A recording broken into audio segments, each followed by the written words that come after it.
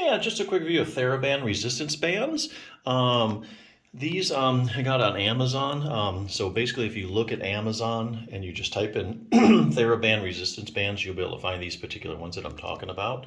So basically, these are used to strengthen muscles. They're actually made of natural rubber latex.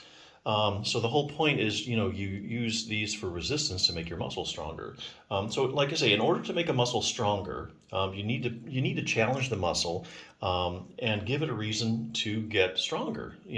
So for instance, if you can take a 1 pound weight and you can lift it 10 times, and every day you lift that 1 pound weight 10 times, and Wednesday you lift it 10 times, Friday 10 times, you're not going to get any stronger because the muscle says, hey, I can already do that. I don't need to lay down any more muscle tissue, to get any stronger. So I don't have a reason to, so I'm not going to get any bigger, even though you're lifting that same dumbbell every day. You might maintain, but you won't really gain any strength. So to gain strength, you have to provide some resistance. You have to challenge the muscle and make it do a little more than it's capable of doing or get close to it. So that would be weight training. So these resistance bands will do the trick because they will challenge the muscle to make it stronger. They come in three different, there's a bunch of different ones, but different colors. But these are three of the colors that Theraband has. These are the more popular ones. The yellow is the low resistance, the red is the medium, and the green is the harder resistance. So there is formulas, like if you stretch this 100% out more than what it is, you can get like 2 pounds of resistance, and if you stretch it 200%, you get 4 pounds of resistance. So that's, I think, on the website, actually. But the point is, if you stretch it, it's going to provide resistance, and that's exactly what you need. So for instance, if you can do a certain exercise 10 times with this one, and you want to get stronger, do this one. Now, when you try this band in your exercise, you may not be able to do it 10 times because it's harder. Maybe you can do it 6 or 7, and then you work up to 10. And then when you could do 10 reps here, well, then you go to the more resistance. That's how you keep going and progress. These are simple to use. Basically, you can kind of wind these around your hand and stretch them. And if you wind them even more, they give you even more resistance. So I really like that they're really simple. Like if you're going on vacation and you need to keep up with your exercise, you can just throw these in your suitcase. That's what I really like. They're not anything like a dumbbell or weights that have plates on them. So they're really portable. I really like that.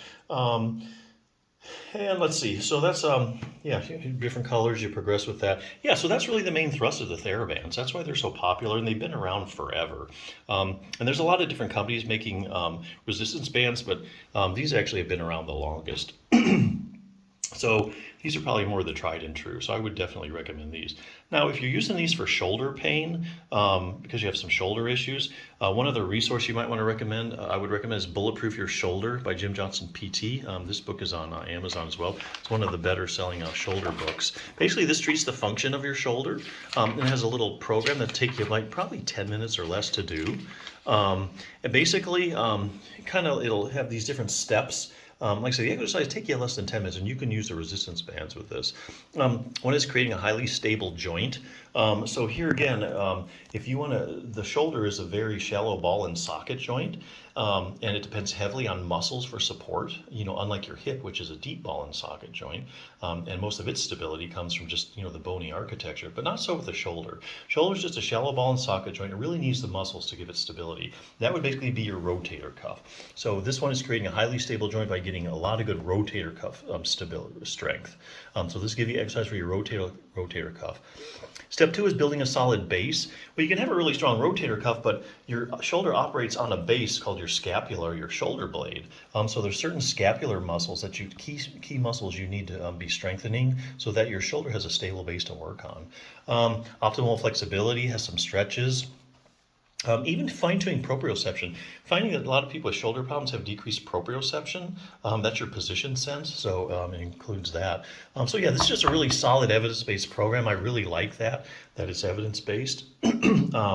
It's not just somebody saying, hey, try this, try that. This is a very specific set of guidelines that you do, and it tells you what to do each day of the week. So just something to consider that. And you can use the resistance band. But hey, these bands here, even if you don't have a shoulder problem, you can use these for your legs. You can use these. I've even seen these used in studies for your neck.